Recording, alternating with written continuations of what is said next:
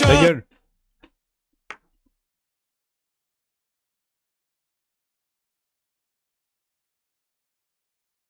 Alors, de quoi on va parler aujourd'hui?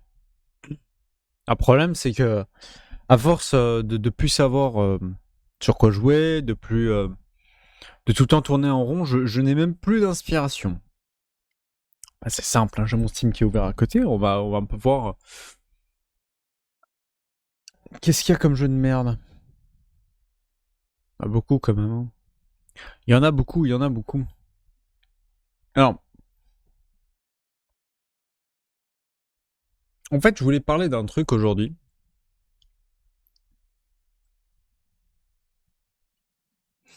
C'est cette capacité que les gens, ils ont à,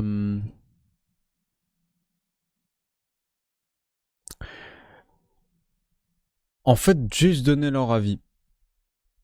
Je vais expliquer pourquoi je trouve ça débile. Donner son avis, c'est une chose. Dire, essayer d'argumenter en disant pourquoi il y a un problème, pourquoi ça va pas, essayer de trouver des solutions. Tout ça, en fait, ça fait partie d'une démarche, en fait, constructive qui va vers là. D'où le non constructif, hein. Le but, c'est de construire et pas de taguer le mur. Parce que, en fait, c'est le problème quand on regarde, par exemple, moi, par exemple, je fais de la critique, je vais critiquer un jeu, et dire ce qui va pas, et ça va dans une démarche où j'essaie d'envoyer l'utilisateur vers trouvons ensemble des solutions via la section commentaires, hein. Parce que moi, j'ai déjà quelques solutions en stock. Ce n'est pas de les exposer directement, hein. Quand j'explose un jeu, je l'expose directement. C'est plus à but un peu humoristique. Mais je vois beaucoup de gens, que ce soit dans le jeu vidéo ou autre, hein. Aujourd'hui, avec les réseaux sociaux, on a donné la parole aux gens. C'est-à-dire que les gens, aujourd'hui, quand ils peuvent l'ouvrir, ils l'ouvrent. Tu sais, hein, c'est comme les bonbons, tu sais, à l'accueil, là. T'en as pas envie, mais il y en a. Donc tu les prends. Tu vois très très bien de quoi je parlais. Et en fait, tu vois, le consommateur, il est comme ça. Donc aujourd'hui, 50 balles pour lui, c'est plus rien. Peut-être dû à l'inflation, j'en sais rien. Et du coup, en fait, c'est pareil pour le jeu vidéo. En fait, grosso merdo, considère que 50 balles, c'est rien parce que tu t'emmerdes. Tu espères avoir quelque chose de bien. Tu sais bien que c'est pas bon, hein, que le bonbon, il est dégueulasse. Et t'achètes. En fait, du coup, par conséquent, les gens, quand ils critiquent, qu'est-ce qu'ils font? Ils donnent juste leur avis. Alors, je vois des gens sur Steam qui s'efforcent quand même à faire des avis assez constructifs, hein. Imaginons, je vais aller sur Deadside maintenant, qui est pour moi un vide. Un vide. Déjà, quand je vois que la majorité des avis sont très positives, d'accord. Si pour toi l'aspect technique d'un jeu le rend très positif, bah, c'est très bien. C'est très bien. Tu iras pas très loin dans la vie. Ou les commentaires, tu sais, du style no comment. Genre no comment. Bah t'as commenté, connard? Ah, je l'ai sous le nez là, hein. Je vous épargne. Je préfère mettre mes épaules en version Pixel Raw. C'est plus intéressant que de montrer un ramassis de conneries. No comment. Le mec, il a mis un commentaire. Ok. Je dirais pas la même chose que lui. J'ai vraiment sympa sur papier que j'ai acheté à la sortie pour soutenir le développement du jeu, mais je me suis bien fait avoir. Il y a presque pas eu de mise à jour et pour un jeu accès anticipé, c'est pas normal.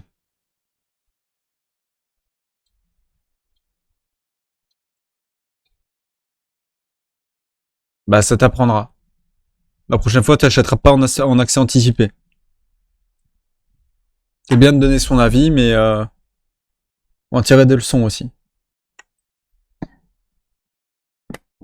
C'est super agréable d'acheter un jeu. Au final, les serveux, bah, ça m'arrive, hein, les fautes de frappe. Hein. C'est juste moi qui fais une grimace. Vous inquiétez pas, je suis pas en train de me moquer. Et je suis le pire là-dedans. Hein. Les serveux ne sont pas disponibles. Merci Steam, 16 balles pour rien. Vendez des jeux, on peut jouer.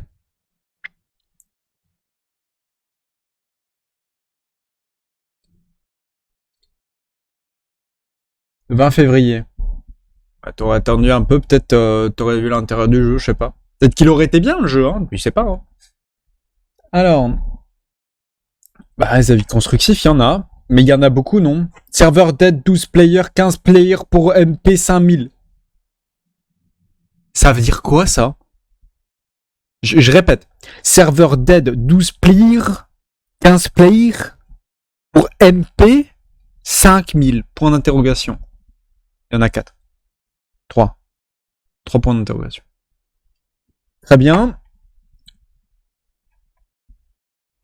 Alors, il y a des gens qui sont constructifs quand même, hein, mais et je trouve qu'il y a beaucoup de conneries quand même.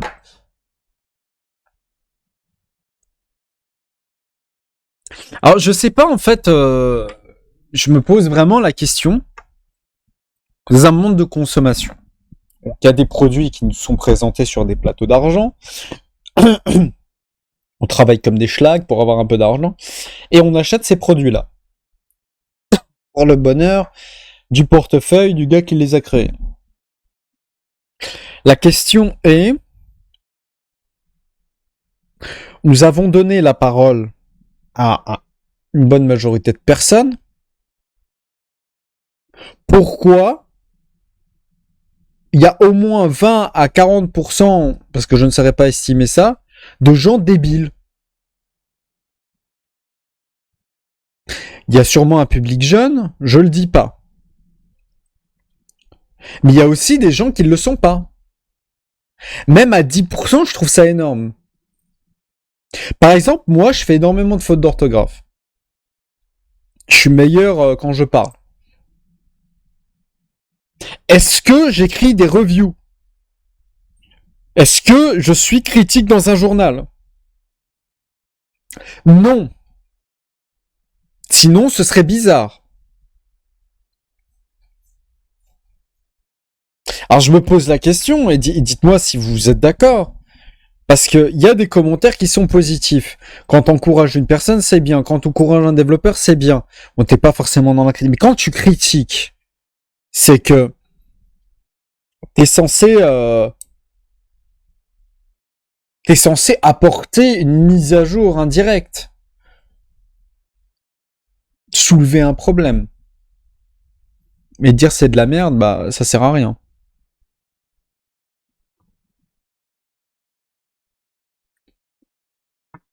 Donc je me pose la question, si toute cette merde qu'on a là sur le magasin, un magasin Steam, là quand on regarde Valheim, bon, je sais pas, j'ai pas test, donc je peux pas critiquer, mais à regarder de loin, je suis pas forcément encore fan parce que au vu des images que j'ai vues, pour moi c'est du copier-coller. Il y a beaucoup de copier-coller. Grounded, bon ça c'est un jeu de streamer, hein. C'est pas, comment on peut apprécier jouer là-dedans en fait? En fait, pour moi, après ça reste personnel encore une fois cet avis-là, mais je pense qu'énormément de joueurs, c'est ce qui fait le succès d'un jeu, et je pense que Tarkov en est un bel exemple. C'est l'aspect de progression loot, c'est-à-dire que tu commences à un endroit, tu progresses, et dans ta progression, tu vas acquérir des objets, des items, qui vont te permettre d'être plus fort, qui vont te permettre de tuer plus de choses, qui vont te permettre de gagner plus d'expérience, qui vont te permettre d'upper ton personnage. Et ce principe-là, pour moi, hein, je dis bien pour moi, c'est ce qui a créé le jeu vidéo. Un exemple pas forcément évident à déceler, c'est Doom. Doom, tu commences dans un niveau, t'as un pistolet. Tu butes des mobs, t'as un shotgun. Tu vas de plus en plus loin, t'as des armes de plus en plus what the fuck. Il y en a pas des millions, mais il y a des mobs de plus en plus durs. T'as des armes de plus en plus ouf. Et En fait, si tu veux, ton niveau de difficulté, il va gaper pour être à un moment où tu es obligé de recommencer, on va dire sur le dernier niveau, le recommencer plusieurs fois parce que c'est difficile, tu vois. On va dire que la difficulté ne se fait pas au niveau de la solidité des mobs, c'est-à-dire plus tu avances dans les niveaux, plus les mobs vont devenir coriaces, et tu es obligé d'avoir un perso qui a des statistiques qui permettent de buter les mobs plus facilement. Non, là, ça va être une quantité de mobs et un problème de munitions, par exemple. Et ça, c'est ce qui fait, ou une raréfaction des soins. Ça, c'est le principe de Doom. Donc c'est un peu plus fin. Ensuite, t'as le système beaucoup plus radical qui est celui de Diablo. Diablo, tu commences, t'as de la merde, tu commences niveau dans le level 1, tu butes des mobs au level 1, tu vas gratter des items un peu meilleurs, tu vas un peu trier ce qu'il y a de mieux, tu vas revendre, tu sais, t'as un système économique. Là, ça pour moi, c'est le modèle parfait pour réussir un jeu vidéo. Un bel exemple, Tarkov. Tarkov a très bien réussi son coup parce qu'en fait, t'as quoi? T'as un hideout, qui est en fait, si tu veux, ta planque, qui est dans le menu du jeu. C'est un peu comme Tristram. Donc, t'es là, comme sur Diablo. Tu as des vendeurs, tu peux acheter du matos, etc. Tu t'équipes et tu pars en raid.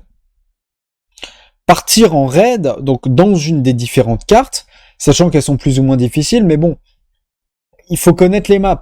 Alors, t'as pas ce système de croissance de level comme dans Diablo, mais t'as ce principe où tu vas sur une map, si tu meurs, tu perds tout ce que t'as, et tu ne le récupéreras pas. Sauf en assurance, mais là c'est plus compliqué, il faut que personne loot ton stuff. Donc dans cette optique-là, comment un jeu comme Tarkov a pu réussir à engranger des millions et des millions et des millions assez facilement parce que son principe natif à l'intérieur du jeu a ce schéma, on va dire, des jeux vidéo d'il y a pas si longtemps que ça.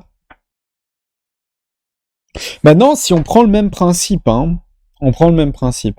Les jeux de survie, on a cet aspect loot, etc. Mais on n'a pas l'aspect économique. C'est-à-dire que tu prends par exemple DayZ, super jeu, PVP, machin, etc. Si tu meurs, tu perds ton stuff, très bien, c'est punitif. Mais on est dans un cadre de survie. C'est-à-dire qu'on sait qu'on est beaucoup plus ouvert, open world, faire sa base, etc. Donc on est plus dans une optique... on va dire, où le personnage, tu penses comme dans la réalité, c'est-à-dire tu te mets dans la peau du joueur et tu te dis, ok, si j'étais en train de survivre là maintenant, je ferais quoi? J'aurais besoin de bouffe, j'aurais besoin de ça, j'aurais besoin de ça. Ce qui rend le jeu très attractif. Et beaucoup de joueurs de Days ont passé énormément d'heures dessus, moi y compris. Mais là où il y a un moment que ça devient saoulant, c'est quand c'est toujours la même chose et que c'est répétitif. Alors oui, ça peut être répétitif, mais ce qui a compensé dans Days, c'est que il y a quand même des instances de fight, t'as des moments où il se passe des choses. C'est très random.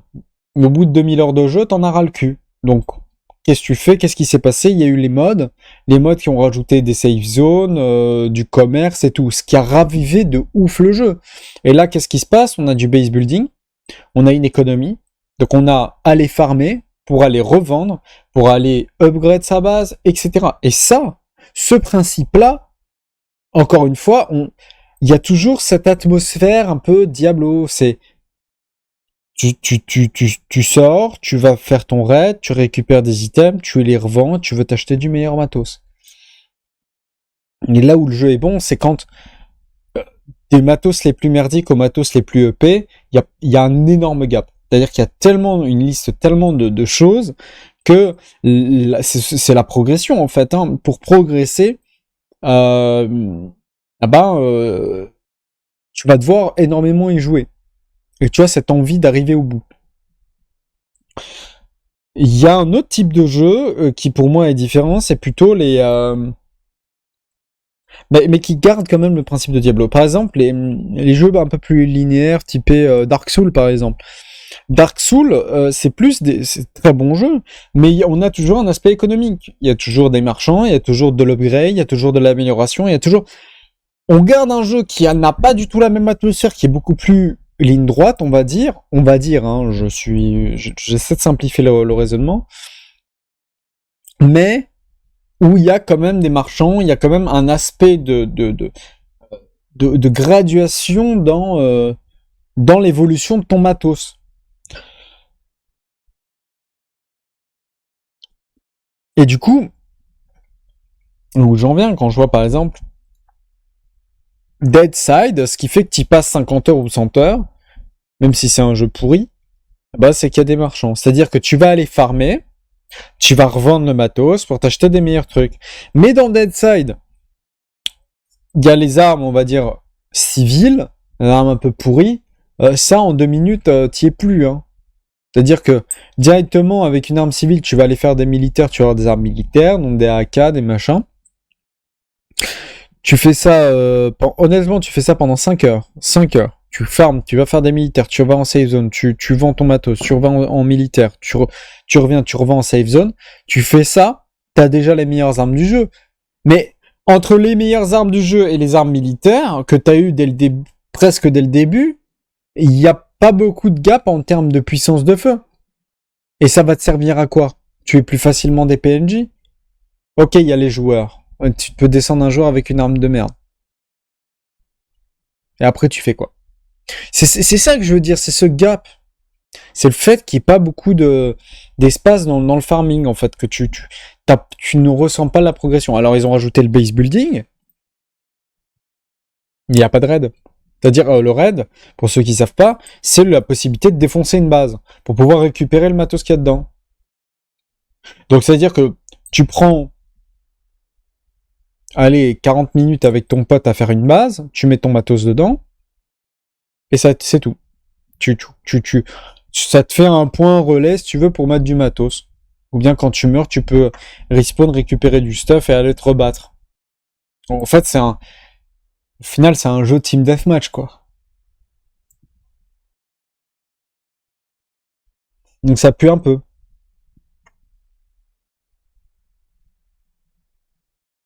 Il y a plein de jeux comme ça. Hein.